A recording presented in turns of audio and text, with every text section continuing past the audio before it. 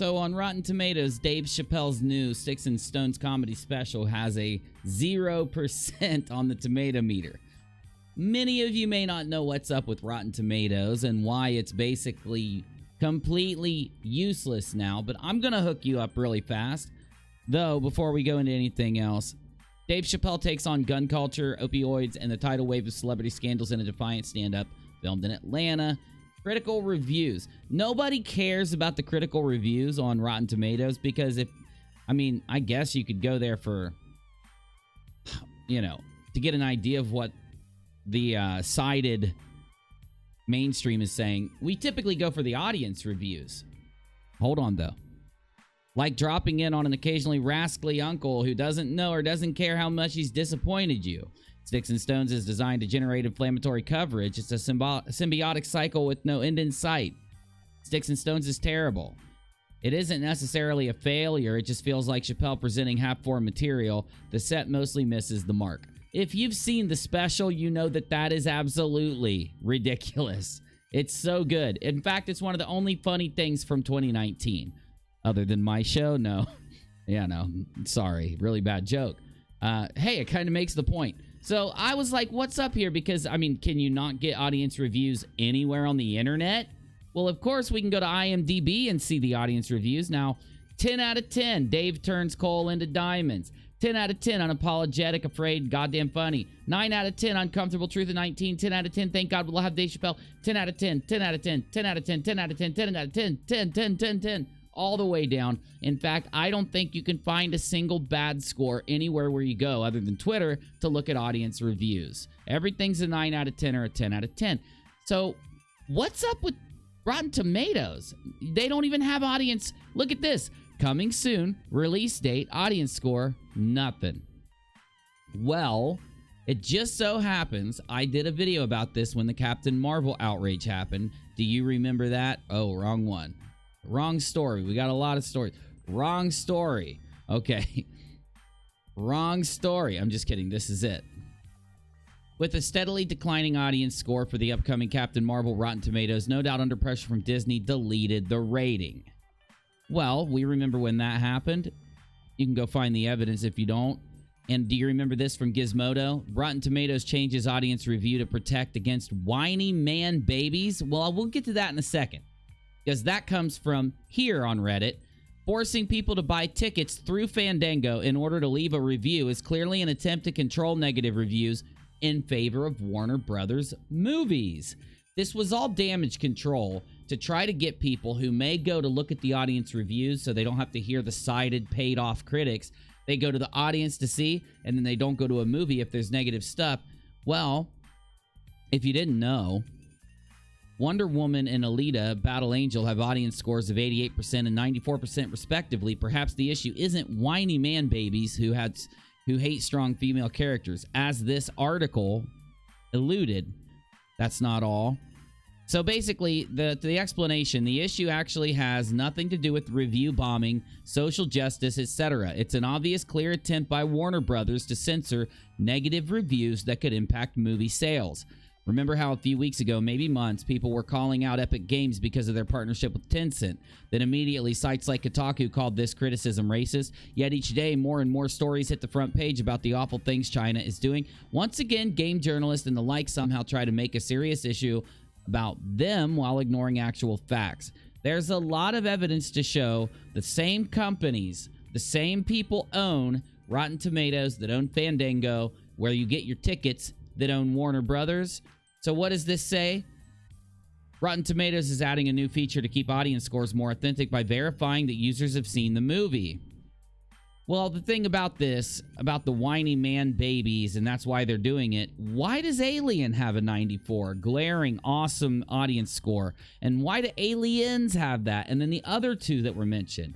Well, that's exactly right. So, anyway, what do some of these audience scores say? Absolutely incredible. Thank God Dave Chappelle is back. Well, this is weird. I mean, wouldn't Rotten Tomatoes, since it would get probably 100 or a 99% audience score, wouldn't they want the audience score to be there?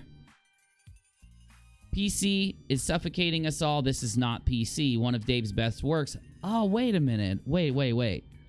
So, they kind of might be doing this for opposite reasons then. Well, let me explain it to you. You see, these companies, they foster the thought process of the political correctness and the other, whatever you want to call it, the SJW narrative. That's what they push in their movies. And basically, this is one of those reverse things that happens. They're not putting up the audience score for it, and they're showing this. For one, it would show the extreme biased nature. If they did allow the audience score up right now, the extreme biased nature of all the critics that they allow to post here would be apparent. But even more than that, it would push more people to watch the Netflix special. So what happens when you watch Dave Chappelle in this new Sticks and Stones comedy special? Well, ironically, he completely bashes cancel culture, completely bashes PC narrative, completely bashes Michael Jackson accusers, completely bashes every narrative that's been fostered in the last while by the mainstream media, right? Some of you will say I'm being a conspiracy theorist. Okay, well, you could say that, I suppose. But in all reality, what's up with articles like this from Vulture? Dave Chappelle hopes you're offended. Let's start here, actually. I get it, Dave. It's hard to be a comedian in your mid-40s. So if you were giving an accurate review of Dave's comedy, you wouldn't really be looking at his age and looking at all this craziness. You'd be looking at the material and asking yourself if it's actually funny or not, right? So why does Dave Chappelle seem so out of touch according to Vulture? My friend recently mentioned on Twitter her surprise at Chappelle's age. I tweeted back my theory. Chappelle is probably dealing with an unexpected aspect of middle age, the hardening of your worldview. They want to come up with any excuse other than Dave is right. They want to come up with any other excuse and push it out as the narrative. This is so funny. It's one of the only times I've truly sat and laughed through an entire comedy routine this year, or probably even half of last year. What else did this sided propagandistic article say? This is not defense or endorsement of Chappelle. He's going to say what he wants to say, and I'm a comic, so my metric is usually, but was it funny? Okay, well, if that's true, let's see what else you're going to say, and we'll judge it. It's just, man, the 40s are such a forgotten age, you know. Do you see how this is being written? There's a great deal of hoopla about making it to 40, and then once you're there, it's like you don't exist. Nobody wants to... How is Dave Chappelle feeling that way? Everybody loves this special. Everybody's flipping out over this. The only people that don't like it are a very, very vocal minority on Twitter. Nobody wants to answer your questions. They just keep telling you to do your Googles. Next thing you know, you're in a gathering and you say something like, if you're not a gender, you won't know what to wear to your office job. And everybody thinks, whoa, where'd this clueless old man been here the whole time? A midlife crisis isn't just buying a ridiculous vehicle. So who wrote this article? This comedian. This comedian, Shalewa Sharp. She's not funny. Do you want to hear? You want a preview? We'll take a listen. So I'm out here dating. Anyone else doing this? Anyone else on this fool's errand? What are we doing? Why are we doing? This is a waste of time. Can you see what's going on? Well, I can. I don't know about you, but I can. Dave Chappelle hopes you're offended, according to another Vulture article. The ticket to see Dave on Broadway is expensive. Now, here's what's up about this. They start to address some of the specific jokes that he told, some of the specific opinions that he had. And lo and behold, there are links embedded in.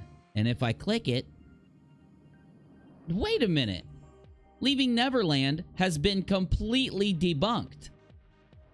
It literally has. They've literally shown that the guys who accused him, Jackson, was provably not even in the area that they claimed to be at when this all happened. Leaving Neverland is one of the biggest propagandistic pieces that's out there of last year. And they link to a pro Leaving Neverland article. Do you see what they're doing? They are butthurt and angry that Chappelle reamed against their damn narrative. So they went and they're doing anything they can to try to hamper it. It's so apparently obvious. Let's just do a search for Dave Chappelle Sticks and Stones. Top stories by Google. Dave Chappelle Netflix special is as perceptive as all the worst white people love Dave Chappelle's Sticks and Stones. My man's in them. Donald Rollins responds to people freaking out over Sticks and Stones. What to watch on the special that's new this week. What bothers me most about Sticks and Stones. Dave Chappelle's new Netflix special, Backlash. There's no backlash. The backlash is so incredibly small that really, if you go to Twitter now and search, all you see are the positive things. It's such a small, created, forced, unnatural, strange, weird, fake-ass backlash. And yet the media is pushing it again like it's huge. Dave Chappelle plums, you know, like plumbing new depths of tastelessness in his new Netflix. Did Dave Chappelle use those sticks and stones to build himself a lazy? Dave Chappelle doesn't need to punch down. In Sticks and Stones, Dave Chappelle refuses to change for critics. That's right. One of the funniest specials that have been put out in I don't know how long. Completely skewered by no one but these mainstream media cronies. And I'm just a conspiracy theorist. See you soon.